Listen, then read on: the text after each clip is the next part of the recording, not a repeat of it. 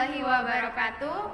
Kami dari kelompok PPKN dengan saya sendiri Amalia Elizabella dari MIPA 3 KBC, saya Naswa Zakia Salsabila dari MIPA 2 KBC. Di sini kami akan menganalisa mengenai kasus pelanggaran hak atas pekerjaan dan penghidupan yang layak bagi kemanusiaan. Berikut penjelasannya.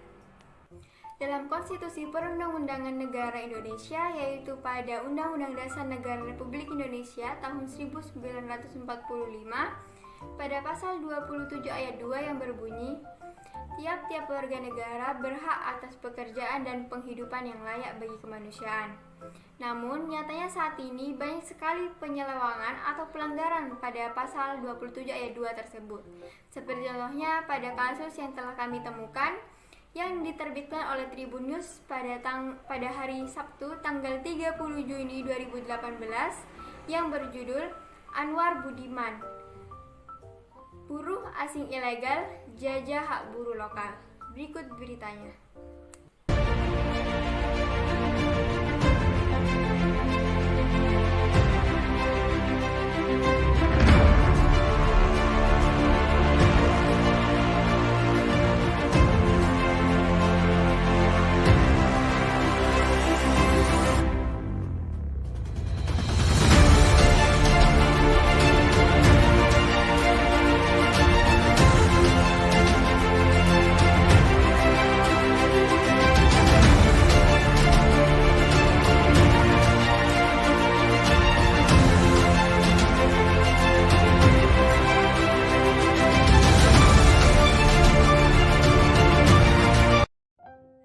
Tersebut, hak para buruh Indonesia tiba-tiba direnggut oleh para buruh asing ilegal. Dikutip dari penjelasan Anwar yang menjelaskan bahwa saat ini sudah terbuka lapangan pekerjaan, sehingga terbuka pula kesempatan bagi para buruh Indonesia untuk bekerja. Namun, ketika kesempatan untuk bekerja tersebut telah terbuka, ternyata diambil dan dikuasai oleh para buruh asing atau orang asing, di mana orang asing tersebut adalah tenaga kerja asing legal atau bahkan tenaga kerja asing ilegal, yang dimana keberadaannya tidak sesuai dengan amanah Undang-Undang Nomor 13 Tahun 2003 tentang Ketenaga Kerjaan. Jelasnya, memang yang tercatat oleh pemerintah Republik Indonesia adalah tenaga kerja asing legal atau TKA legal atau sesuai dengan Undang-Undang Ketenagakerjaan. Tetapi yang menjadi permasalahan di masyarakat adalah keberadaan tenaga kerja asing ilegal yang keberadaannya benar-benar ada tetapi tidak tercatat. Mereka masuk ke Indonesia melalui visa turis atau bisnis.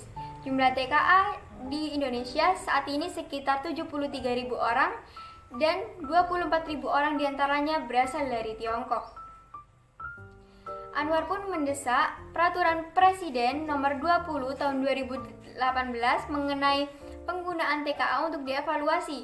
Regulasi ini dijadikan celah oleh pihak tak bertanggung jawab untuk memasukkan TKA ilegal ke dalam Indonesia. Pun ada yang bertentangan dengan Undang-Undang Ketenagakerjaan seperti RPTKA yang di dalam Peraturan Presiden merupakan izin untuk memperkerjakan orang asing. Sedangkan di dalam Undang-Undang Ketenagakerjaan merupakan syarat untuk mendapatkan izin kerja. Kasus tersebut termasuk dalam pelanggaran hak terhadap Undang-Undang Dasar Republik Indonesia tahun 1945, pasal 27 ayat 2, di mana isinya telah disebutkan sebelumnya. Pelanggaran hak di sini yaitu ketika para buruh lokal tidak mendapatkan hak mereka untuk memperoleh pekerjaan yang layak. Justru hampir semua lowongan pekerjaan di dalam negeri direbut oleh para buruh asing, di mana status mereka masih tidak jelas, bahkan dikatakan ilegal. Keberadaan tenaga kerja asing tersebut di dalam negeri tidak sesuai dalam amanah UU Nomor 13 Tahun 2003 tentang Ketenagakerjaan. Apabila pelanggaran hak di sini berlangsung terus-menerus atau berkelanjutan ke depannya, maka dapat mengancam keberlangsungan suatu negara. Karena apabila banyak tenaga kerja asing yang masuk ke Indonesia, maka kesempatan tenaga kerja lokal akan sangat sedikit, sehingga dapat menimbulkan masalah baru di dalam negeri, yaitu masalah pengangguran, dan akan banyak sekali kasus kelaparan. Selain itu, ekonomi negara tentunya akan dikuasai dan dijajah oleh pihak asing, dan negara Indonesia hanya dijadikan sebagai wadah untuk memperoleh keuntungan bagi negara mereka, dan negara Indonesia akan sangat dirugikan.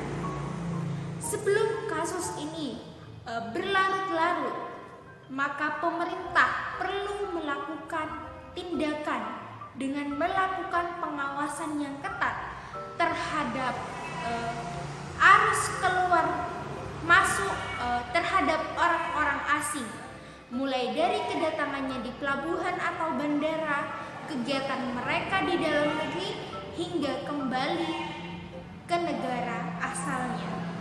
Terima kasih telah menonton. Ini saja video penjelasan yang dapat kami sampaikan mengenai kasus pelanggaran hak atas pekerjaan dan penghidupan yang layak bagi kemanusiaan. Itulah video yang dapat kami sampaikan, kurang lebihnya mohon maaf. Semoga video ini dapat bermanfaat bagi kalian. Jangan lupa like, comment, and subscribe. Terima kasih. Wassalamualaikum warahmatullahi wabarakatuh.